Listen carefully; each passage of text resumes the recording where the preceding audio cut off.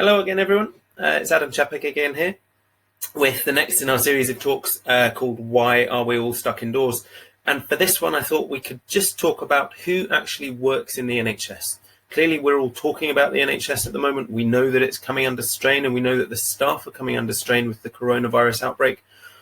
But who actually are these people? There's clearly some people that you might automatically associate with working in the NHS. So like myself, like doctors, like nurses, maybe like midwives. But there's a huge range of other people that work in the NHS who I think it is important we also acknowledge and we also recognise as playing an absolutely vital role in patient care. Now, every Thursday evening at the moment, there's this, I suppose we can call it an event, this thing going on called Clap for Our Carers. You may well have been involved in it. You almost certainly have heard it in the street if you haven't been out there yourself. But people are coming out of their front doors for a couple of minutes at 8 p.m. on a Thursday night, and they are applauding. They're applauding for this country's carers, this country's key workers. Now, that's not just the NHS, obviously. That's a whole range of other people. So the police, the fire brigade, teachers, people who work on the front line in shops, or people who collect the bins in the streets, all of these people who are putting themselves out there. But clearly there's a big focus on those NHS workers. But if we're going to be standing at our doorsteps applauding for these people, it's really important we recognise who they actually are. Now, it's to my shame on that subject, really, that about a year ago I went to an NHS Scotland careers event. This was an event for school pupils to come to the event and to meet people working in different roles in the NHS. I was there as one of the medical representatives, and my mind was absolutely blown by how many potential roles there are in the NHS. Now, this is an organisation I've worked for about 15 years already. And even then, I didn't have an awareness of just how many things, how many particular jobs you can do. And we were given this document at that event, this document called A Guide to NHS Scotland Careers. And within it, even before they start talking about the specific careers, there's some information just at the front where they say that whoever you are, whatever job you're performing in the NHS, NHS Scotland would expect certain criteria from you. And those criteria, they're all quite sensible, but really they are worth thinking about. So the first thing they want from people is they want care and compassion. So whatever role you're fulfilling, if you're working in the NHS, you are in a caring profession. And sometimes from a medical sense, there's nothing we can do to help someone. Sometimes medicines, surgical options, they've all run out. But offering care and compassion to a patient and to their family, sometimes that's the most important thing we can possibly do. We need to show dignity and respect. We obviously need to treat people in a dignified way, and we need to treat them in a way that would want our own families or ourselves to be treated. And that's not always easy. Sometimes patients can be challenging to look after. Now, it may well be their medical problems that are causing that, but whatever that is, we have to treat them with dignity and respect. And we also need to be open and honest and responsible. We need to be responsible for our actions. We need to not be acting above our capabilities. But if mistakes are made, we need to be open and honest. We need to be honest with ourselves. We need to be honest with our colleagues.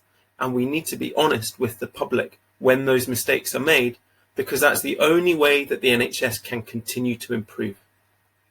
And finally, whatever we're doing, we need to do it with quality and we need to do it with teamwork. Now, there are certain jobs in the NHS that you may associate with being high profile or being, even in inverted commas, life-saving. But none of those jobs are possible without the whole team of other people around them working just as hard as that individual. Remember that a chain is only as strong as its weakest link. And in this chain of the NHS, if there's one link there that's not performing to its full potential, then the quality patient care. Now, how are we going to talk about all these different jobs? I could just list the chapters in that book, but to be honest, you can get it online, so there's no point me doing that. Why don't we talk about a fictional patient? Let's talk about this guy. Let's call him Jack. Now, Jack's been stuck indoors like the rest of us, but he is lucky enough to have a garden, and he's even more lucky because he's got a trampoline in his garden. But unfortunately, he's had a bad fall and he's hurt his leg. Now, his parents are worried and they've rung for an ambulance. Let's think about Jack's journey from that point of hurting his leg on the trampoline to going through potentially to hospital, to potentially needing an operation, to then getting discharged. Who are all of the people that are key players in his care? And it starts on the end of a phone. There's got to be someone to answer those emergency phones, someone who knows the appropriate actions to take and the appropriate advice to give. And then when they arrange an ambulance to come out, that paramedic crew, the ambulance technicians, they're going to come out, they're going to assess Jack, they're going to decide how significant his injuries are and whether that needs hospital care. And then if the need be, they will take him to hospital with the blue lights running if it's an emergency, or with the blue lights not running if they can take a bit more time. So even before he's got to hospital, he's already in contact with NHS workers. And when he gets to the front door of the hospital, when he gets to the accident and emergency, who's there to greet him? Well, the first people that they may well be involved with are the reception staff.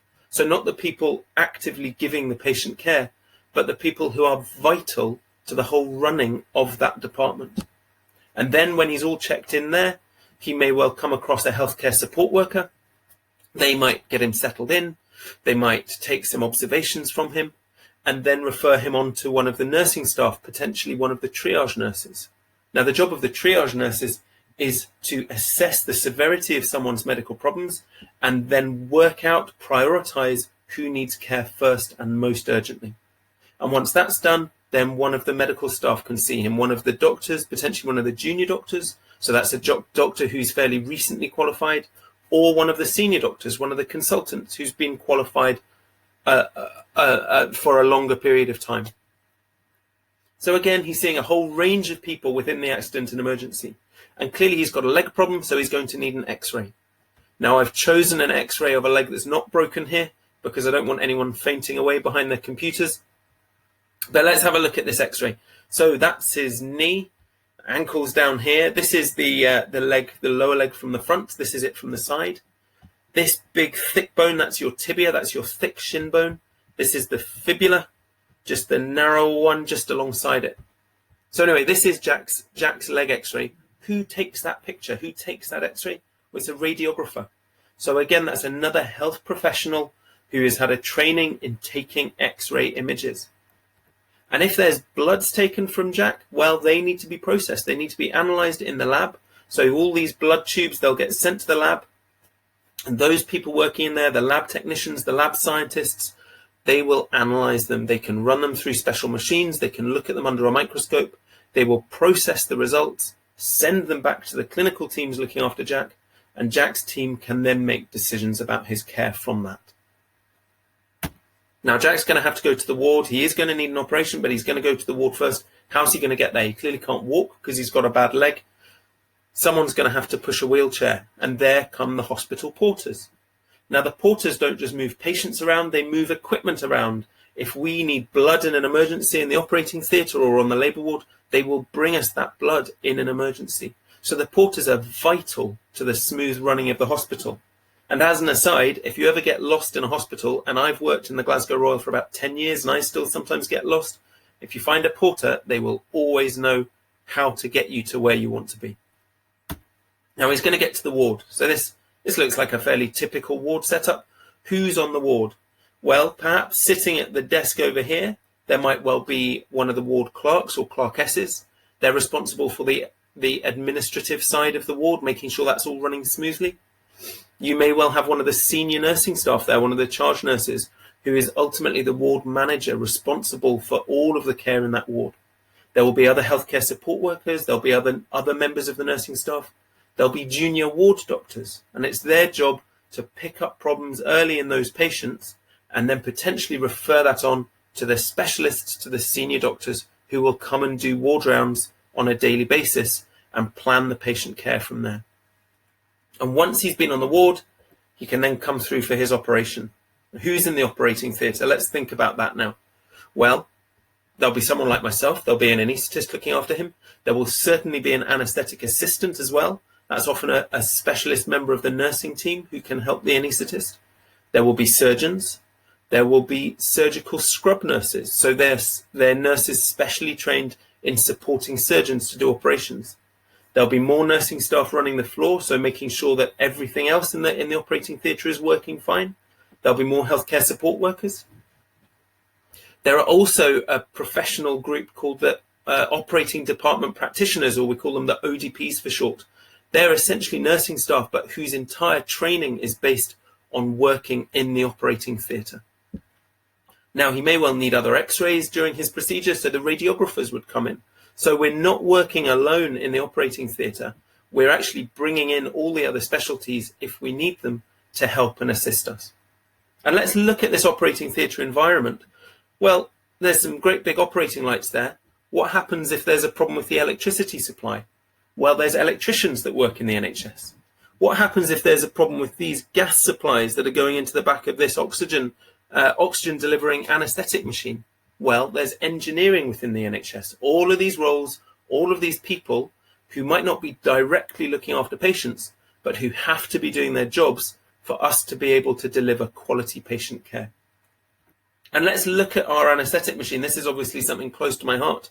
You can see these here. That's where we use stick the anaesthetic gases. So that's what keeps you asleep. We've got some monitors. We've got a ventilator here. It's like a giant bellows. If you think about it, basically like the sort of pump that you'd use to pump up a bike tire. It does exactly the same job, but it does it with a patient's lungs. But what if there's a problem with this machine? Well, there are specialists in medical physics, and they look after all of the equipment, all of the monitors, everything that is in use in the hospital. It's their job to keep it running smoothly. Now, he's had his leg fixed, but he's going to need a plaster cast. He might well need it on for six weeks or so. Whose job is it to make sure that that's on appropriately? Because you certainly don't want a problematic plaster cast for 6 weeks. Well, there's another professional group, they're plaster technicians, and it's their job to make sure that all these things are done properly.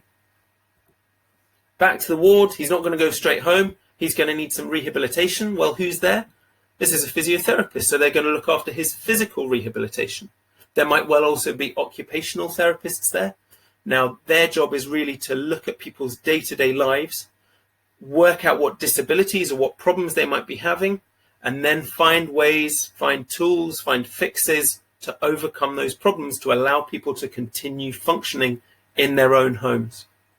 And what about food on the ward? Well, there's a whole catering team in the hospital. There's people in the kitchens making the food. There's people delivering the food to the wards. There's also, let's remember, there's dietitians. There's specialists in working out what diets people should be having to help them come to terms with their medical problems as well as possible. And another group of staff who are just as important, well, there's the domestic staff. The hospital has to be clean. Clearly that's important at the moment while we're all thinking about bugs and coronavirus, but any time, day or night, 365 days a year, there are a team of people making sure that the hospitals are spotless to keep patients safe. And finally, when it's time for Jack to go home, well, he's going to need some medicines, maybe some painkillers to take home with him. Who is keeping those prescriptions? Who's keeping those medicines safe? It's the pharmacy team. So there are pharmacists within the NHS. You might think of private pharmacists, perhaps working in Boots or perhaps working in Lloyd's Pharmacy or other standalone pharmacies. But there's a whole team of pharmacists also working in the hospitals and in the NHS to keep our patients safe. Now, that's all good and well. That's all the roles. That's all the people that you may see. You may see them in the hospital corridors. You may be looked after by them. But behind the scenes, there's also a huge number of other people who are all doing their jobs and without whom none of us could do our jobs. So remember that the NHS is a huge organisation. It's a great big business. And a big business needs managers, and it needs people looking after the finances. So in the background, in the office blocks, there are all these people working away. There are also secretaries, typists, making sure that letters go between the hospital and between the GP surgeries. So again, all these people that you as a patient, even me as a doctor on a day-to-day basis, might not see, but without whom none of us could look after patients.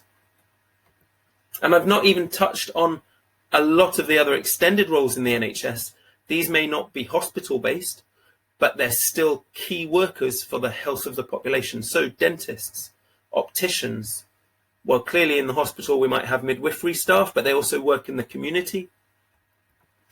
And let's think about psychology support as well. And that's not just psychology support for the patients, but at the moment, in a time when a lot of the NHS staff are under huge strain and huge pressure, the psychology services are also looking after the staff. Everybody playing a key role so that we can continue to work on the front line, looking after patients. I guess what I'm saying really is, on Thursday evenings, these incredibly heartwarming events are happening. People are coming out onto their doorsteps. They're applauding for a couple of minutes. They're applauding for all these carers. As I say, not just NHS workers, all the other careers, all the other people working on the front line. But in terms of the NHS, let's make sure we're not out there just clapping for the people with a public face, the doctors, the nurses.